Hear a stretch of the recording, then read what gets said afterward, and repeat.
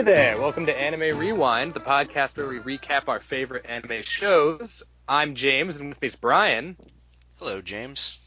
Hey, so today we're doing episode 3 of Durarara entitled Rampant Evil, which is kind of a weird title for this episode, but alright. Yeah, I don't really see how it fits, but whatever. So we open up with the Russian sushi shop, and Simon, the black Russian sushi shop worker. Yeah, he's trying to sell flyers. He's very old school in his marketing methods. Is he handing out flyers or coupons? Because like in the intro, they like flash a coupon at Simon, and I was like, so maybe that's what he's handing out all the time. Yeah, maybe you're right. I don't know. I just saw him with papers and assumed that it was flyers. Right. Well, it could be either. It's not, he's never like, take a coupon. He just says like, Russian sushi, it's really good. Give it a try. Yeah. So then I guess some like tourists come up and ask him for directions. Who also They're also Russian, yeah. Right. Yeah. So he gives them directions. But also something else that I noticed in the scene was that thing that you were talking about with the grayed out civilians. So it does seem to be a reoccurring motif or whatever you want to call it. Right. Yeah, I think it's we argued before, is it stylistic? Is it, important to the plot in that, the characters only remember the people who aren't grayed out?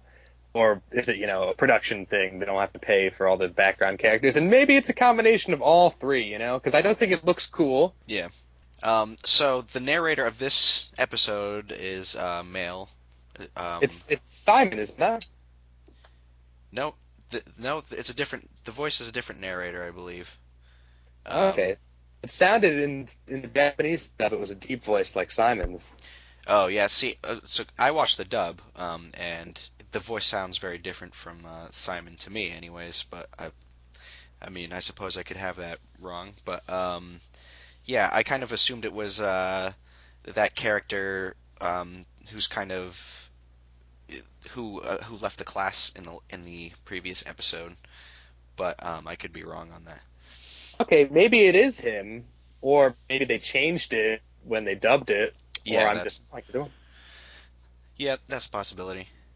Okay, so in the Japanese dub, at least, Simon has like a funny Japanese accent. A lot of times he'll leave out the unimportant parts, like I do when I speak Japanese. I sometimes forget to add the wa or the des because my Japanese is bad, and so I think they're trying to show that Simon's Japanese also isn't that good.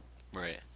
So then the scene after that is in the classroom, and it's where Mikato and Sanohara are, and the teacher asks who wants to be the classroom representative, and Sanohara volunteers. Then she goes up to the front of the room and asks if there's any guys who would want to be the male representative with her, and so like Mikado is kind of like wondering if he should do it or not. And it seems like Mikado might have like maybe a little bit of a crush on her because in his inner monologue he's saying like if I don't do it maybe some other guy will do it. So it seems like that might be the motivation for why he became the class rep. Right. Well, I mean, all the guys are kind of telling, "Oh man, you should be class rep. You get to work with this hot girl." And I mean, her character design is really cute, but the way they play it off in the scenes, it's like everyone thinks Henri's like the hottest girl in school, basically. Yeah. Because she has kind of a big bust, basically. Right. Well, she's got like all the basic anime tropey things. She's got the glasses. She's like reserved. She has a big bust. All that, basic anime girl stuff. It reminds me of that episode of South Park where all the girls kind of look the same because they're drawn in the South Park style, but then one gets boobs, and then all the little boy characters lose their minds. Yeah, I remember that. They like revert into their caveman primitive selves. Yeah, that was a good one. So then the next scene is some girls who are kind of like chatting about the dollars. They're like gossiping about them. And then the show gives us some exposition on like the color gangs again, and how the dollars have a website, and how they have no colors. Right. So they're in the park and they're trying to pick up girls, and this one girl's like, "Oh, I already have a boyfriend, and he's in the dollars." Right. Yeah, that's right. I forgot to mention that Masome is trying to coach Mikado, like in how to flirt with girls, which is funny because he's really terrible at it. Right, and they're 15-year-old high school freshmen, and they're trying to pick up like adult business women, like, Yeah. and so yeah, they show the Dollars website really briefly. There's a password page to get through, and then it seems to be just like a really plain looking forum, just like black text on a white background, forum style. So it's an exclusive website gang with no color. They're colorless. They keep mentioning that. Yeah, which makes them, more dangerous in the eyes of a lot of our protagonist characters because, you never know where they could be. Right. And while this is going on, a yellow color gang goes by, and Kita kind of gets like an angry expression when he sees them. And so then after that, they run into Erica and Walker, And who are like very excited about some kind of book signing, a manga, I'm assuming. I think it might be a light novel because light novels are huge in Japan right now, and Durarara was originally a light novel, so I think Walker is excited to get his light novel signed. Right, yeah, that must be what it is. So, but then they're also gossiping about the dollars, but also they seem like they might be kind of like insane, like perhaps they can't like discern between reality and and like anime and manga and stuff. I don't know how it's done in the Japanese dub, but in the English dub, they talk about the dollars like fighting against flame hazes, which is like a Shaga Khan no Shana reference. Ah, And so like after that, they kind of just go on like this spree talking about anime and like breaking up people into like anime archetypes and stuff. right. So they both give kind of nonsense answers, but when they ask Kadota about the dollars, he kind of gives them a warning. Right, yeah. He says, stay away from them, and then Erica and Walker tell him that he's like the big brother archetype because he's always looking out for people. Right. Which is, self-referential because that is the archetype. Right. So fucking meta. There's a great, if anybody follows Digibro on YouTube, he had a hilarious episode about meta in anime. And that's what that reminded me of. Yeah, there is a lot of it in anime as of late. So then we see the Russian sushi guy again. He's a really bad salesman. He's got his coupons or flyers or whatever they are, and his pitch is like, "You won't puke, I promise." That, and I just thought that was kind of funny. In the Japanese sub, he says like, "I promise you won't get sick." Oh, okay. So then we see Shizuo, and Shizuo's walking with another character who I believe hasn't been introduced yet. No, he doesn't have a name yet. By the way, he's walking forward and Shizuo is following him, so it seems like maybe Shizuo is the underling in this situation. Hmm. And they both happen to notice the Dark Rider driving by. And I think he makes some kind of funny comment, like to the effect of like, "Oh, it's too early for this spooky shit" or something like that. Right. And there's a point in the background during some of these middle scenes where you see a poster for Baccano and then some other brain space anime also, I think. Oh wow, I didn't even notice that. Yeah, that's cool though. So then Seiji shows up, and he seems to be kind of love struck, perhaps. He's wandering around looking for someone who he obviously cares about. Right, he says he's looking for his true love. He's like walking, he's like, "I'm gonna find you, my true love." Right. So this episode, a lot of stuff happened in this episode. So if it seems like we're jumping around quick, it's because that's how the episode was. But yes, the next scene is Sanuhara, and she notices a girl who she believes is a friend of hers named Mika, and Right. and it appears to be the same girl that Mikado ran into in episode 1 with the scar on her neck. Right. So she actually runs up and grabs this girl by the arm because she's so sure it's her friend she's looking for. But then when she actually turns around, we see it's the girl with the scar on her neck from episode 1. Right, and then Sanohara feels all embarrassed. She's like, "Oh, sorry," and bows and runs away. Yeah, she completely freaks out and runs away in embarrassment. That's another funny thing in anime that happens. Right, and she runs away and she gets caught by 3 bully girls. Right, yeah. So she runs into these girls who are like sporting this gun guro style, which is actually, bleached hair, right? right, and then And like super dark tan. skin, with like light colors painted around the lips and eyes, which is actually I looked this up and uh, oh God, Ikebukuro is like the capital of this style. It's like where it originated. So it makes sense that these characters are like that. But they all seem to be like really nasty. They're bothering Sanohara, and then after that we see a quick shot of Isaiah, and he's got like this shit-eating grin on his face. He's kind of like watching again. He's kind of a voyeur. So I've seen what did you call this style again? It's Ganguro. Okay, I've seen a few girls like that in Shibuya near the crossing, actually, one or two times, and it's kind of cool looking in real life. Yeah, there's actually a big controversy over it, like whether or not it's racist. I guess it like literally translates into blackface. Some people argue that it's just doing the opposite of what like traditional Japanese feminine makeup styles are. Like, instead of doing the light pale skin, they do the dark, and it's just kind of like a rebellious style. It doesn't have anything to do with race, but yeah, there's a big controversy over that actually.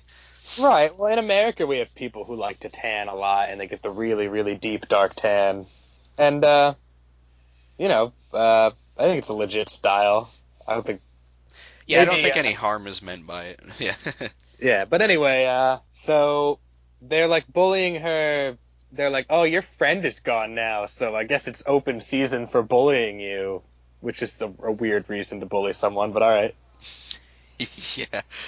And they are hanging out with this guy who is kind of like a thug wannabe. Right, he's like a rapping gangster type with orange hair, and he says he's a dollars. He's like, "I'm one of the dollars. You better look out." Right. And we don't know that he really is, or if he's just saying it to try to like impress these girls. Right, and he's doing a lot of like arm crossing and junk grabbing. He's doing crumping and like the Michael Jackson crotch grab, yeah.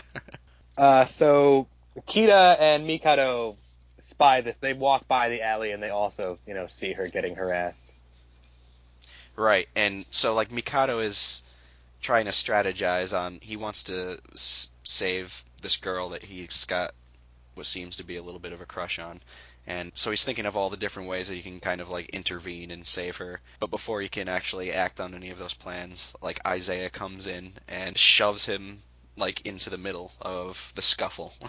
Right. He just pushes him from like literally he just pushes him from the back and leads him in between the characters and walks in there with him and just inserts both of them into the scene basically.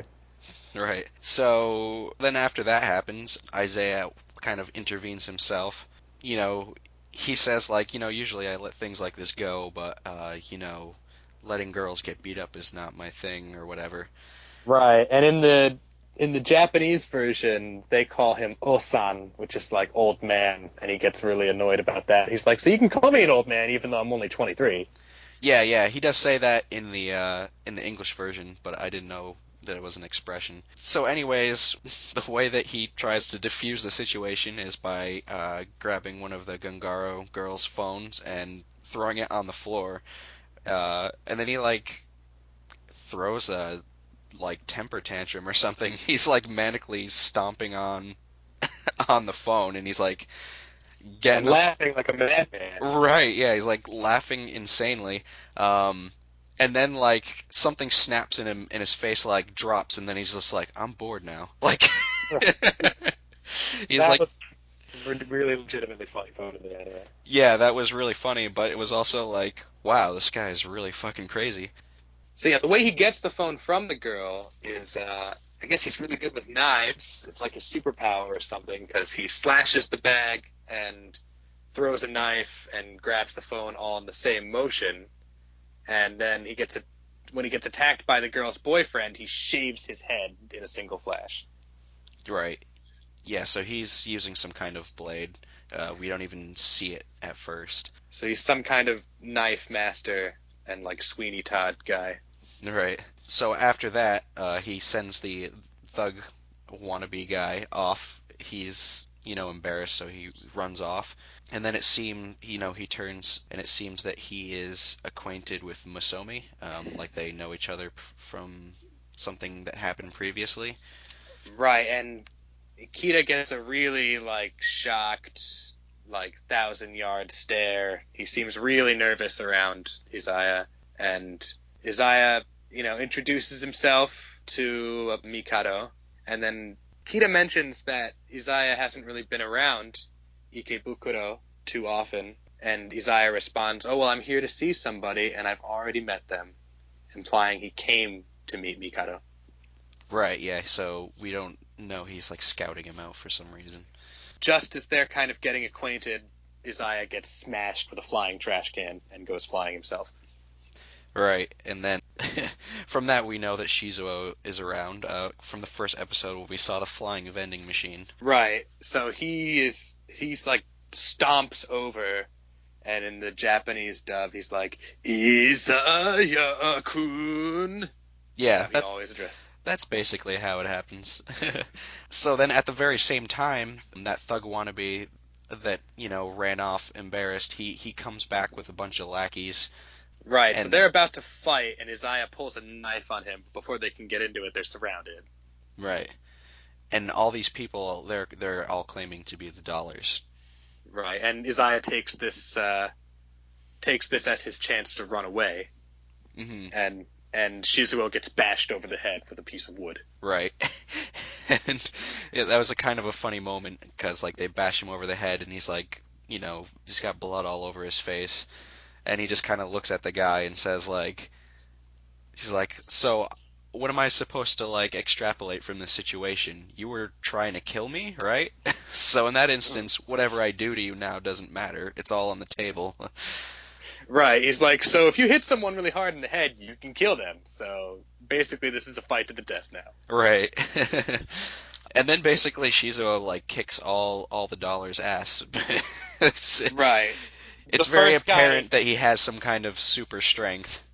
Right. He punches the first guy so hard, he flies like 20 feet into the air, and all his clothes spin off of him. Right, that was really funny, actually. And he lands like somewhere in the next block. And then, as they're in the middle of their fight, Simon comes to break up everything, which we know from previous episodes that Simon is considered another like super strong person that lives in Ikebukuro. Right, so he leaps from the top of a building, lands on his feet, and catches Shizuo's punch and stops him. Right. So it seems like Simon might be, a little bit stronger than Shizuo even.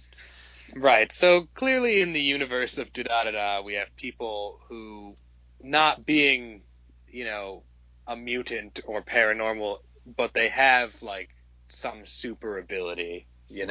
and to me it kind of reminds me of the Watchmen, where, like, people who are strong are just way stronger than people who aren't. Right. So while all that's going on, Mikado and Sanohara book it out of there, or Mikado kind of grabs her hand and they run out of there. Yeah, and they share a moment where Mikado's like, "Oh my gosh, I was holding hands with the girl I like, and I saved her from danger." I know. He's such a twerp. But then she's basically like, "Okay, thanks, gotta go," and just leaves. Right. And then we see, oh God, I'm so bad with names, but we see the love-struck man, and he finally lays eyes on the girl who he's looking for, who is also the girl with the scar on her neck. Yeah, relax, Brian. I got it. Seiji Yagati Thanks, appreciate it. sees the girl from episode 1 with the scar around her neck, and apparently that's the girl he's been looking for, because he's like, "I found you, my love." Right. And then it cuts there, basically. Yeah. So after that, there's just a brief moment with like social media where everyone's talking about the fight between Shizuo and the dollars, and then that is the end of the episode. Right, and just before it ends, we see a split second.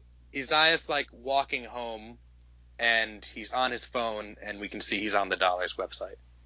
Oh yeah, I forgot about that bit. Which means he's in the Dollars. There's a few people talking on the website. They discuss the fight. They're saying, like, someone says, "Oh, it wasn't really the Dollars. I was there, and none of those people were really Dollars." And the voice of that person in the chat, to me, sounded like Simon. So I was thinking Simon is in the dollars also. All right, so we still didn't get any comments from Twitter for episode 3, but that's all right. We got a lot of listens on SoundCloud for episode 2. Yeah, we're getting some listens. We have some followers on Twitter. It's going good. Yeah, we could always use more, though, So if you've been listening to the podcast and you want to participate, send us your comments for episode 4 on Twitter, and we'll read them on here. That would be so awesome. I mean, for everyone involved, it would just be great. And then if you want, you can check out my channel, which is Great Figure Hoarder on YouTube. I do anime figure unboxings and reviews and collection tours and stuff like that. So if you're interested, go ahead and check it out. Yeah, but I mean, more importantly, hit us on Twitter. Right. No, I'm joking. But yeah, thanks for listening, and we'll see you next week. Okay. Take it easy, guys.